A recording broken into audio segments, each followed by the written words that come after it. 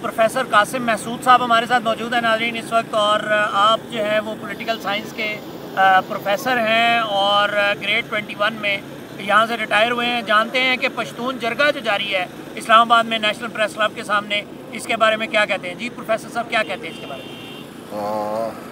Actually बात यह है कि जो पख्तून कम्युनिटी है इनको मुख्तलिफ मसाइल दरपेश है।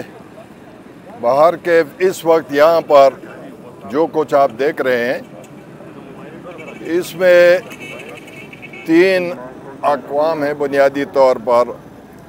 महसूद कौम जो कि अपर साउथ वज़ीरिस्तान ज़िला के रहने वाले हैं और हम उसको ज़िला मसूद कहते हैं। तो दूसरे जो है ना मरवत कम्युनिटी है और बेटनी कम्युनिटी है। तो इनके थोड़े से अलग अलग मसाइल है। बाहर के में जो है ना ये मसूद कम्युनिटी की बात करूँगा, क्योंकि अगर सब पे करूँगा बहुत लंबी हो जाएगी। मसूद कौम का मसला जो है ये मेरे ख़्याल में सारी दुनिया को पता है कि जो वार ऑन टेरर गुज़रा है, यानी दहशतगर्दी के ख़िलाफ़ जो जंग है, इसका मैदान जंग मसूद कौम का जो है ना एरिया रहा है बदकिस्मती से। तो उस सिलसिले में बैतुल्लाह महसूद वाला इलाका, बैतुल्लाह महसूद सबसे ज़्यादा मशहूर है। जी जी जानते भी हैं महसूद जी, एग्जैक्टली। बैतुल्लाह महसूद से तो पहले भी था, लेकिन वहाँ से ये मौजूदा सिलसिला चल पड़ा था और वो कैसे बना, क्या हुआ क्या न हुआ, वो लंबी बात है। बाहर के उससे हुआ तो फिर हुकूमत पाकिस्तान ने हमारी कौम को कहा कि अगर आप मेहरबानी करें अपना एरिया खाली कर दे ताकि हम दहशतगर्दों के ख़िलाफ़ ऑपरेशन करें। तो मुख्तलिफ़ नामों से मुख्तलिफ़ ऑपरेशन हुए, जिसके नतीजे में हमारे लोग IDP बन गए, अपना इलाका छोड़ के सारे पाकिस्तान में फैल गए और बहुत सारे मुश्किलात का सामना उनको करना पड़ा। हालांकि हमारी कौम वो है कि जिसने पाकिस्तान के लिए 1948 में जब पाकिस्तान की मुसल्लह अफवाज अभी अपने पैरों पर खड़ी नहीं हुई थी, तो हमारे मसूद कौम ने पाकिस्तान का दिफा किया और पाकिस्तान के लिए कश्मीर को, जो मौजूदा आज़ाद कश्मीर है, ये मसूद ट्राइब ने आज़ाद करवाया है। सारी दुनिया को मालूम है। हमारी शहीदों की कब्रें अभी भी वहाँ पर मौजूद है। तो इस वक्त जब ये मसला, मैंने आपको कहा कि IDP बन गए मुल्क और कौम की खातिर, पाकिस्तान की खातिर, कि ठीक है अगर पाकिस्तान को हमारी कुर्बानी की ज़रूरत है तो हम ये कुर्बानी भी दे देते हैं। कई सालों तक वो अपने इलाके से गराज रहे और इनकी गैर मौजूदगी में इनके जो घर थे, जो खेत थे, जो कल्याण थे, जो इनके माल मवेशी थे, जो इनके बागात थे, जो इनके जंगलात थे, वो सारे तबाह बर्बाद हो गए। इनके घर जो थे ना, इनके घर में वो जो पर्दे होते थे वो भी नहीं रहे, उठा कर ले गए लोग।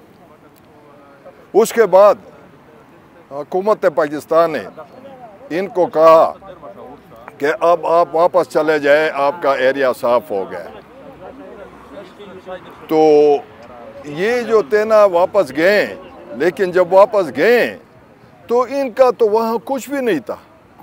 इन्होंने कहा कि हम कैसे रहेंगे, बाहर के उसके लिए हुकूमत पाकिस्तान ने एक फार्मूला तय किया कि जो मकान पूरा गिरा हुआ है, तबाह बर्बाद है, उसके लिए 4 लाख रुपए, सिर्फ 4 लाख रुपए रखे। हालांकि 4 लाख रुपए पे तो एक बाथरूम भी नहीं बनता। 4 लाख रुपए रखे और जो जुज़वी तौर पर ख़राब है उसके लिए 1,60,000 रुपए रखे। ये उन्होंने सर्वे शुरू करवा दिया। अब सर्वे कौन करता था? सर्वे जो था उसमें पाकिस्तान की जो आर्मी वाले हैं उनका कैप्टन होता था, उनके साथ एहलकार होते थे, और दूसरा सिविलियन साइड पे तहसीलदार होता था, और एक इलाके का मलक होता था। तो ये एक जॉइंट टीम बनाना शुरू कर दिया। वो एक घर पे जाते, वहाँ पर फोटोग्राफ लेते, वहाँ पर वो लेते और उनका रिकॉर्ड करके अपने पास महफूज कर लेते और आगे इसको कहते सर्वे। अच्छा, तो इस तरह से जिस किसी का घर बनता, मसलन आपका घर है, जब उसका सारा वो कंप्लीट कर दिया तो आपको एक रसीद पकड़ा दी टोकन के नाम से कि ये आपका टोकन है, और इसकी रूह से आपको जो है ना, जब आपका चेक आएगा आपको मिलेगा। ठीक है। अच्छा, अब ये 2017 में सिलसिला शुरू हो गया, तो उस वक्त कुछ लोगों को अदायगियाँ हो गई, लेकिन जो ज़्यादा लोग थे वो सर्वे फिर बीच में इन्होंने रोक दिया। तो तकरीबन 1 साल कितना सर्वे रोका रहा। उसके बाद हमने जो है ना, खुद हमारी एक तंजीम थी मसूद ऑफिसर फोरम, जिसका मैंने कहा कि मैं जनरल सेक्रेटरी था। तो हमने उस वक्त का जो IGFC था उमर बशीर साहब, उनसे हम मिले, उनसे हमने रिक्वेस्ट की कि यार ये जो सर्वे है ना, कुछ लोगों को मिला हुआ है और ज़्यादातर लोग रहते हैं, तो ये सर्वे आप टीमें बनाकर सर्वे करें और इनका मसला हल करें। तो उन्होंने हमारी बात मान ली और सर्वे दोबारा शुरू किया। तो 2020 में दोबारा शुरू हुआ, 2020 में हुए, 21 में हुए, कुछ 22 में हुए। अब इस तरीके से तकरीबन ये जो 50 या 55 हज़ार टोकन मेरे ख्याल में लोगों के रहते हैं। 48,000 क्लियर हो चुके हैं और बाकी जो है ना इससे ज़्यादा रहते हैं, अब उनके हाथों में है। और टोकन की हैसियत क्या है? टोकन की एक कानूनी हैसियत है। टोकन आपको पता है ना कि बैंक को जब आप चेक दे देते हैं ना, तो जब बैंक में रश होता है ना, तो वो आपको एक या टोकन दे देता है, नंबर दे देता है कि आपका चेक अंडर प्रोसेस है और ये ले लो, जब आपका नंबर आएगा तो इस पे आपको पैसे मिलेंगे। ऐसा होता है कि नहीं होता? इस तरह का टोकन दे दिया है ना एक, जिसके कानूनी हैसियत है। अब उसके लिए इनको अभी 2017 से अगर शुरू करे तो मेरे ख्याल में 8 साल हुए कि 8 साल वो टोकन हाथ में पिरा रहे। अच्छा, उनको वो पेमेंट नहीं मिल रही। अब उसका असल में मसला है कि वो कहते हैं कि यार हमारे जो आपने मामूली सा वो दे रहे, और वो भी यानी ये 4 लाख रुपए जो थे ये उन्होंने 2016 या 15 में फैसला किया था। उस वक्त तो पैसे की पाकिस्तानी करेंसी की कीमत ज़्यादा थी। अब वो 4 लाख रुपए 1 लाख रह चुका है, लेकिन वो भी नहीं दे रहे। तो अब ये लोग जो आए हुए हैं उसके लिए आए हुए, इन्होंने कई बार धरने किए। एक दफ़ा पहले कोई 1 साल धरना किया, फिर 6 महीने किया, और अब फिर ये जो है ना 1 साल से लगे हुए हैं। अब वो मांग रहे हैं, उसके लिए हुकूमत जो है ना बात ही नहीं सुन रही। अब यहाँ चाहिए तो ये था कि ये इनको आने की ज़रूरत ही न होती, क्योंकि आपको ये भी पता होना चाहिए नाज़रीन को कि इनके पैसे जो तबाशुदा मकानात है वो पहले ही पाकिस्तान को वसूल हो चुके, डॉलरों में वसूल हो चुके। नेटो की तरफ से आए थे, यूनाइटेड नेशन के मुख्तलिफ इदारों की तरफ से आए हुए, वो पैसे पाकिस्तान के पास 2015-16 में पहुंच चुके, लेकिन हमारे लोगों को अभी तक नहीं मिले। तो वो बकाया जात मांग रहे हैं मसूद साहब। اچھا، یہ جو ابھی اس وقت جو پروسیس ہے، آپ کو پتہ ہے کہ پاکستان کی اکانومی کمزور ہے، آپ پولیٹیکل سائنس کے جو ہے پروفیسر رہے ہیں جی، یہ کیسے وائبل ہے اس وقت؟ اگر وہ پیمنٹس کی جاتی ہیں، وہ حکومت تو کہے گی کہ میرے پاس پیسے ہی نہیں ہیں، کہاں سے دیں، تو کیا کریں گے؟ مسعود صاحب، ہمارے ہاں کہتے ہیں نا کہ اندھا اگر رونا چاہے نا تو وہ بند آنکھوں سے بھی رو سکتا ہے، ٹھیک ہے نا؟ پاکستان کے پاس مختلف مدوں میں اگر میں آپ کو گنواؤں تو عیاشوں کے لیے تو معذرت سے کہ ان کے لیے غیر ضروری اخراجات کے لیے تو پیسے ہیں. اپنی گاڑیوں کے صرف ٹائر جو ہے نا وہ کروڑوں روپے میں بدلا لیتے ہیں نا، صرف ٹائر ان کے لیے کروڑوں روپے ہوتے ہیں. اپنے لیے جو مالات وہ رینوویٹ کرتے ہیں ان کے لیے تو کئی ملین پیسے ہوتے ہیں. لیکن جو غریب قبائلی اپنے چھت کے لیے ریکویسٹ کرتے ہیں اپنے بقایا جات 8 سال پرانے جو بقایا جات ہے تو ان کے لیے پیسے نہیں ہوتے.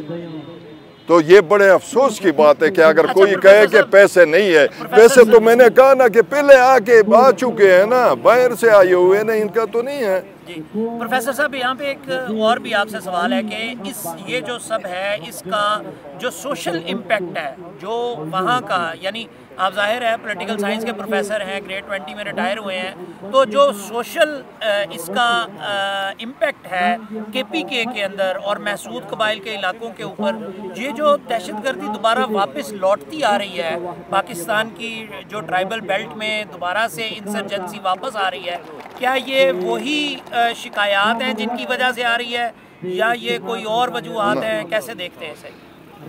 ایکچولی بات یہ ہے کہ اصل بات جو انسرجنسی کی ہے یا دہشت گردی کی ہے یا اس کے ہمارے علاقے کیوں زد میں ہے، آپ کا سوال اگر مطلب ہے کہ بنیادی مقصد تو یہ ہے نا میرے خیال میں، تو اس کی بنیادی وجہ یہ ہے کہ ہمارے ہاں پسماندگی ہے، جہالت ہے، اور وہاں کی یہی ناانصافیہ ہے جو آپ دیکھ رہے ہیں کہ ہمارے لوگوں کے ساتھ برابر شہریوں کا سلوک نہیں ہو رہا. اب دیکھو ہمارے جو ہے نا انضمام ہو گیا. انضمام کا مطلب سمجھتے ہیں؟ ہمارے جو قبائلی حیثیت تھی وہ قبائلی حیثیت اب ختم کر دی گئی ہے. ہمیں جو ہے نا کے پی کے ساتھ ضم کر دیا گیا نا، فاٹا ختم ہو گیا. اب وہ کے پی کے کا حصہ بنا دیا گیا، لیکن اس کے لیے اپنا پیکج تھا. اس کے لیے جو پسماندگی تھی اس کو دور کرنے کے لیے انہوں نے این ایف سی میں 3% ایکسٹرا وہ رکھا ہوا تھا، وہ نہیں دے رہے. جو باقی پیکج کا حصہ تھا، وعدے وہی تھے، وہ نہیں کر رہے، اور انہوں نے جو ہے نا انضمام کر دیا. اب مسئلہ یہ ہو گیا کہ ہم نہ ادھر کے رہے نہ ادھر کے رہے، اور اس کی وجہ سے لوگ اب اس انضمام کے خلاف بھی جو ہے نا آوازیں اٹھنے لگی کہ یہ کیوں کیا گیا. تو اصل میں میرا خیال یہ ہے کہ میں ان کو سمجھاتا ہوں، سمجھانے کی کوشش کرتا ہوں کہ یہ قصور انضمام کا نہیں ہے. انضمام اچھا عمل ہے، کیونکہ ہم ایف سی آر سے ہماری جان چھوٹ گئی. ایف سی آر تو جو ہے نا وہی ڈریکونین لا تھا، اس سے ہماری جان چھوٹ گئی. ہم پاکستانی بن گئے اور پاکستان کے شہری بن گئے، پاکستان کا قانون لاگو ہو، تو یہ اچھی بات ہے نا. لیکن ساتھ ہی پھر یہ افسوس ہوتا ہے کہ ہمارے ساتھ وہ جو وعدے کیے گئے تھے وہ پورے نہیں ہوئے. اس وجہ سے فرسٹریشن بڑھ رہی ہے. اور دوسری بات آپ فرما رہے ہیں نا کہ یہ اس کی وجہ کیا ہے، اس کی وجہ بین الاقوامی ہے. اس کی وجہ زیادہ تر یہ نہیں ہے، اور اس میں مختلف انٹرسٹ انوالو ہے، اور وہ اپنی پالیسیاں چلا رہے ہیں. تو ہمیں تو یہ افسوس ہے کہ یار اگر کسی نے بھی وہ کرنا ہے نا تو ہمارے علاقے کو کم از کم ہمیں معاف کر دیا جاتا ہے یار. تو اصل میں یہ وجہ ہے کہ اس وجہ سے اب پھر ہو رہا ہے. لیکن چونکہ ہمارا علاقہ آباد نہیں ہے، ہمارے ہاں لوگوں کے سر چھپانے کے لیے چھت نہیں ہے اور یہی ناانصافیاں ہو رہی ہے، تو ہم کیسے اپنے علاقے پر جو ہے نا وہ کر کے اس کی ذمہ داریاں اٹھا لیں؟ تو یہ بھی ایک بڑی وجہ ہے، اور یہ جو اب اس کے اثرات جو یہ ہو رہا ہے نا، اگر یہ ناانصافیاں جو ہے نا دور نہ کی گئی، اگر ان کا ازالہ نہ کیا گیا، تو مجھے ڈر ہے کہ خدا خیر کرے نا ان کے بہت غلط اثرات نکلیں گے۔ اس لیے میری حکومت وقت سے گزارش ہے اور مقتدر اداروں سے بھی درخواست ہے کہ خدا را ان کی فریاد کو سنے، ان کے ساتھ بیٹھے اور ان کے ساتھ مکالمہ کرے۔ اگر تو یہ غلطی پر ہے تو یہ جو ہے نا یہ منع ہو جائیں گے، لیکن اگر یہ حق پر ہے تو ان کا حق فوراً سے پہلے ادا کیا جائے۔ Thank you very much professor صاحب، بہت شکریہ، آپ سے دوبارہ بھی گفتگو رہے گی انشاءاللہ۔